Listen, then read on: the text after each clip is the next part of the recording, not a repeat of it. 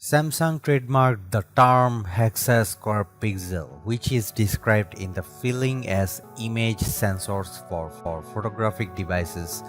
This was spotted by Galaxy Club initially. Now, Leakstar Ice Universe has tweeted about the trademark, teasing the resolution of the sensor in question.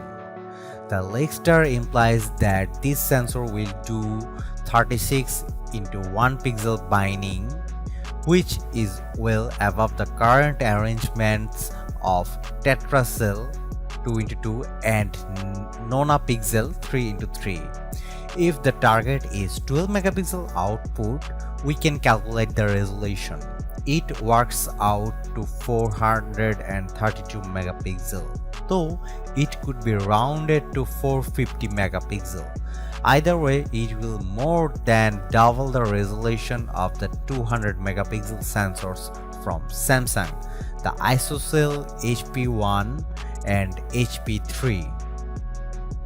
Both HP sensors have tetrasquare pixel color filters, which allows them to do both 4x4 and 2x2 pixel binding for 12 megapixel and 50 megapixel output respectively. Given the square in the name of the new sensor, it will probably have two output modes as well, 16:6 and 3:3 perhaps. If so, it will be able to output 12 megapixel and 48 megapixel resolution images respectively.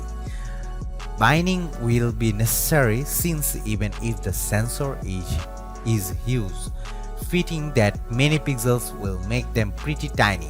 A few years ago, some leaks suggested that Samsung is working on sensors with resolutions as high as 600 megapixels.